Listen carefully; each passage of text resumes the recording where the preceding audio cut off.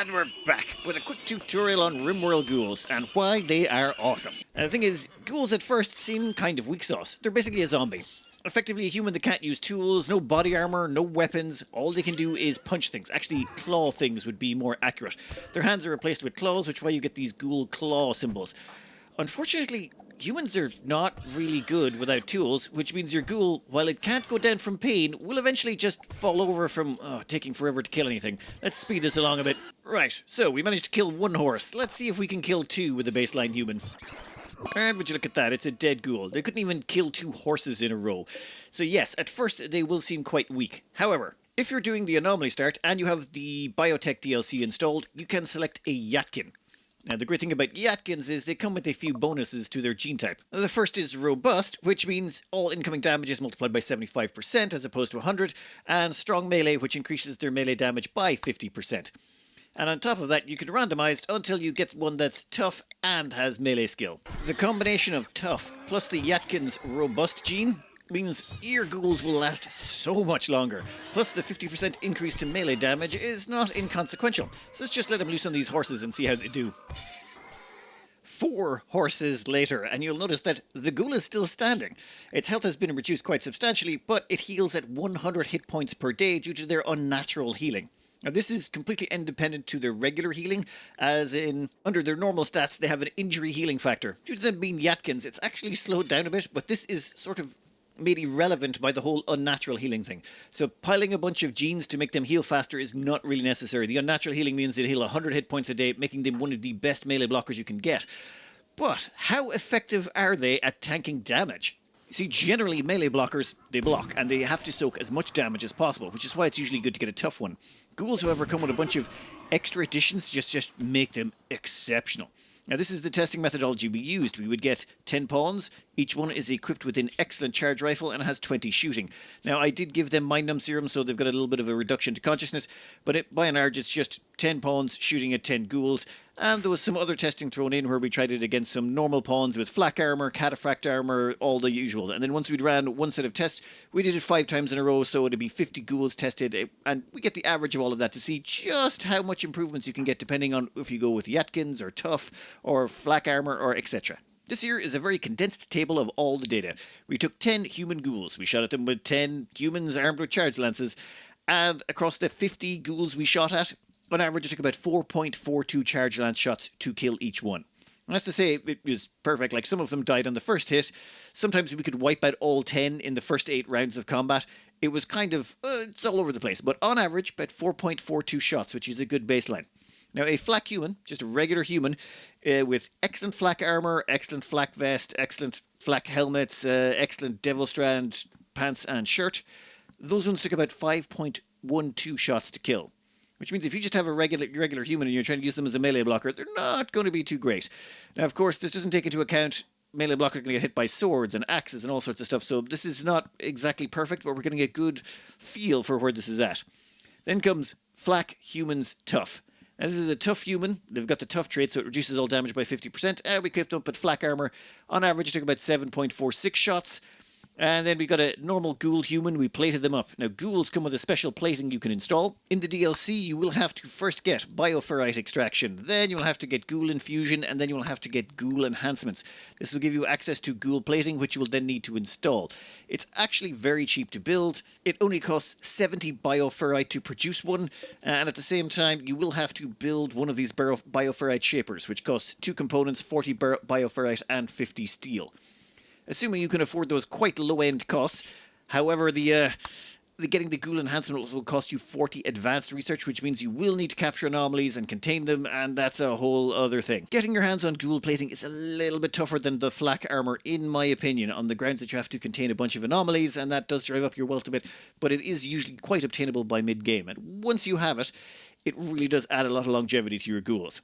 However, we want to stack this. You see, a tough human with plating only takes about 25% damage at that point because of the combination of tough and the ghoul plating, which stack on top of each other. You cannot give ghoul plating to anything else, but this gives you about 12.48 hits before you start dropping.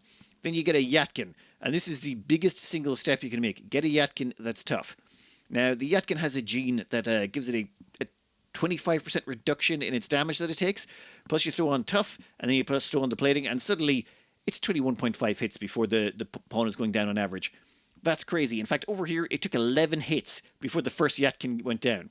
Bearing in mind, that was across 50 Yatkins getting targeted. The first one went down after 11 hits, meaning if you had 50 Ghoul Yatkins going around the place, and all of them were getting shot at by Charge Lancers, it'd take about 11 hits to down them. That is absolutely insane. Then we have the Cataphract Legendary.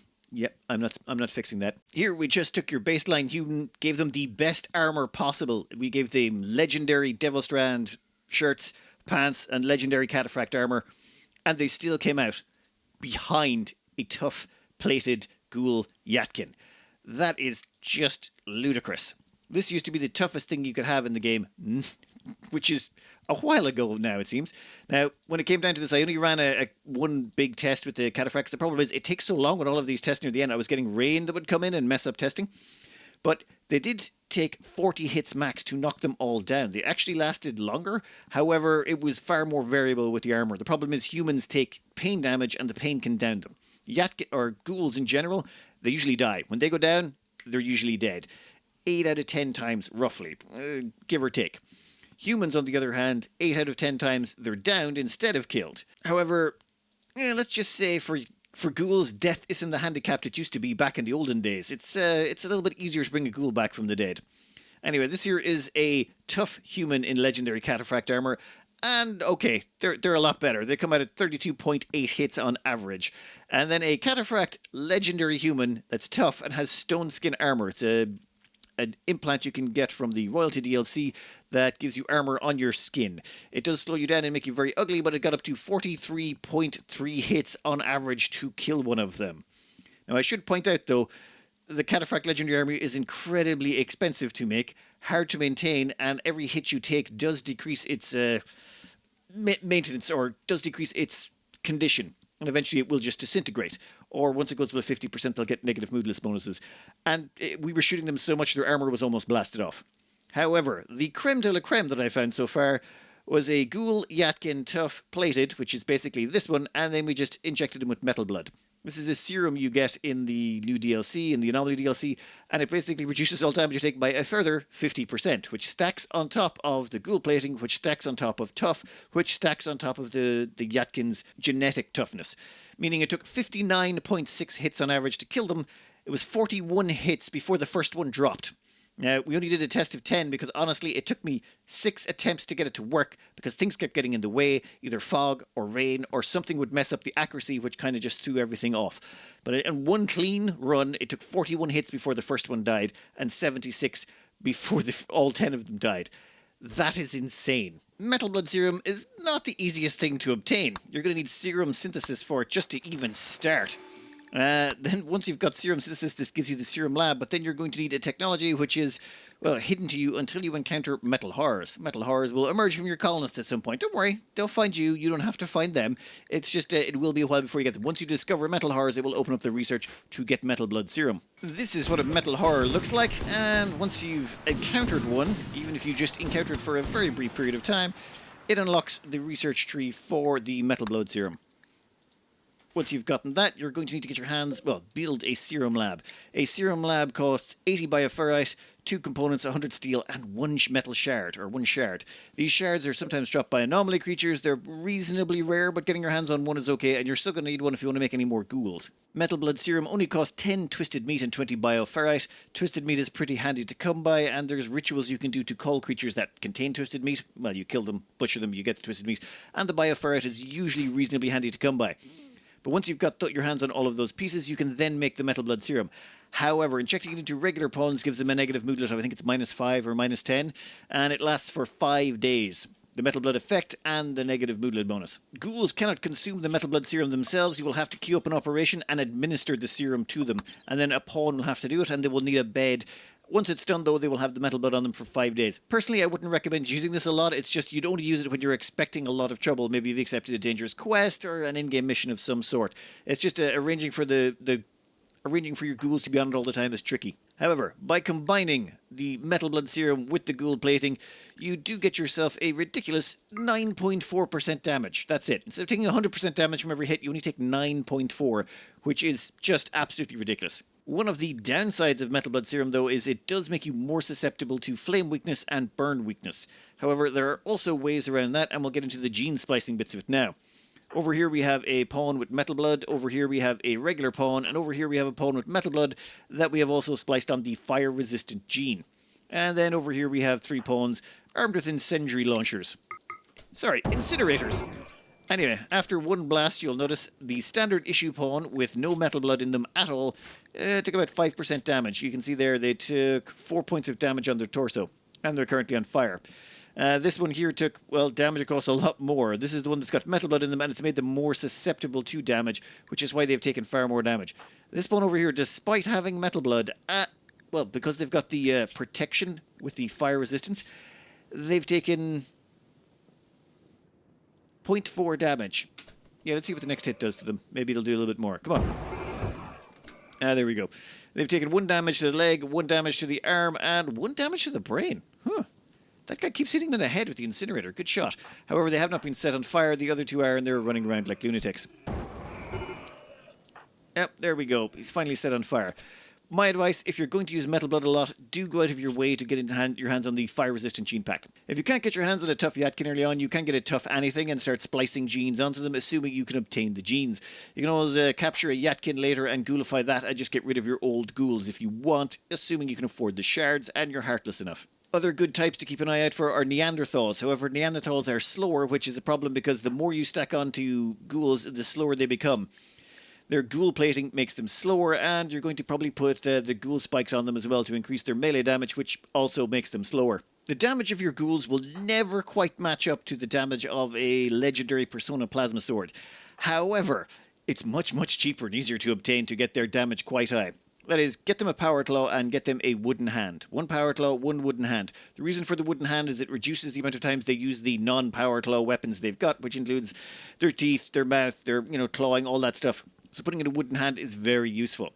Then you're going to want to make sure that they've also got the melee gene.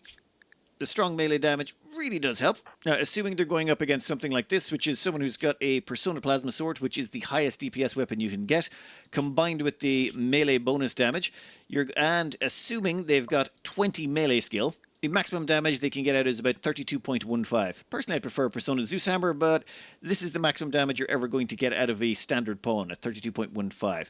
For a ghoul with strong melee damage and all of the little bits we've mentioned already, you can get only 14.45. However, we're not quite finished yet. There is one other ghoul-specific item you can install. Ghoul Barbs. Ghoul Barbs will slow down your ghoul by 0.25, but increases their melee damage by an extra 50%. You can also tell if they've got it by the little spikes coming out of them, as opposed to this pawn, which only has the melee plating, but no spikes. This has increased their damage up to 21.68. Their armor penetration will also be a little bit lower. So you're never quite going to live up to the damage that a well-equipped pawn can have. However, ghouls, they do not need sleep. They do not need to recreate. They do not need comfort. They don't even need a bed. They will just walk around wherever you set them to patrol. All you need to do is make sure they're kept well fed. If their food meter ever goes to 0, they can go berserk, and if they do, you will never gain control of them again and you'll have to kill them. They eat raw meat, and that is it. So, that could be a problem if you were on a rare, an isolated map. However, if you're on a map, say, like this one, there is plenty of animals around the place, and you just basically set them out to kill stuff. They go out and kill all the animals for you, and your people just drag it back and chop it up. So they definitely pay for themselves in terms of food. More importantly, though, you don't have to worry about getting them injured. If they lose an arm or a leg, it will grow back. If they get brain scarring, it will heal. They just keep regenerating again and again and again, which means you can throw them into the front line without worrying. You don't have to micromanage them and care about them. As well as that, there's a bunch of other genes you can throw on top of these to make them even better, and there's loads of negative ones that have no effect. For example, the sleepy gene, which gives you a massive metabolic efficiency, does nothing to them because they don't sleep. There's things like aggressive, psychically dull, even slow wound healing to an extent. There's lots of traits you can pile on top of them genetically to make their hunger rate go down. At the same time, there's a bunch of other stuff you can throw on to make them even better. My number one suggestion for genetics would be robust digestion. It means they get 80% more nutrition out of everything they eat, which means they're just cheaper to maintain, and it doesn't cost that much. That is, of course, assuming you have strong melee and robust. That is the two absolute must-picks for all of them. Naked speed is handy because it makes them faster. Anything that makes them go faster is a good gene to have. Total antitoxic lungs also is good. Unstoppable, so they can't be staggered, means they can run into combat and bullets won't slow them down, and if they have to run away from combat and people are hitting at them, it still won't slow them down. It makes them easier to get away. Unfortunately, they will always going to turn out to be slow, no matter what way you stack them. You can give them bionic legs. Do be aware, though, if the bionic leg is destroyed, they won't grow it back. They'll grow back a normal leg instead. When it comes to their melee skill will be higher than any other unit you'll ever have, because you will pick them because they've got a passion in it, and two, they will just be fighting everything all the time. Theories, numbers, spreadsheets, all well and good, but a demonstration I think is better. So this is 136 Scythers. Why 136 instead of 100 or 150? Well, unfortunately, that's just roughly what spawned in, so I left it at that instead of trying to get even numbers. What we've got here is your standard issue ghoul. Ghoul plating, ghoul barbs, nuclear stomach, power claw, wooden hand. I've also given them the stone skin gland. Now, this is a little bit later game. You're going to need a FU blueprint to get your hands on this, or you can buy them off the Empire if you see them lying around the place. Gives them a little bit of armor plating. Ghouls can't wear any armor normally, but since this is a skin install, it's done. Oh, ghoul plating and ghoul barbs, they don't need to be anesthetized to install the ghoul upgrades. However, the stone skin gland, they do require it. And as well as that, there are a few other things you can apply to these ghouls. You can give them an adrenal heart, a corrosive heart, or a Metalblood heart. Metalblood heart decreases the amount of damage they take even further, and it's activated once every 4 or 5 hours or so. However, it slows down the ghoul all the time, and considering the amount of use you get out of it, I wouldn't recommend it. If you're going to install something, I would go with the adrenal heart. Unfortunately, this also increases their hunger rate, so I would probably leave that until you've applied a few genes that offset their hunger, or you give it to only the ones that get the nuclear stomachs, just if you want to run a cheap ghoul army. In fact, I would only run about 3 to 5 ghouls, but if you want to run 10, 15, go for it. You could literally just have them running people down and murdering all of them. They are just that tough.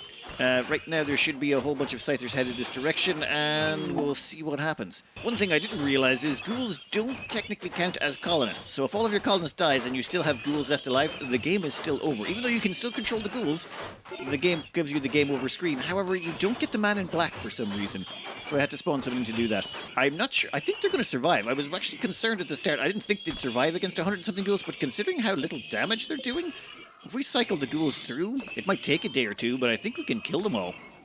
Alright, let's skip it forward and see how well they do.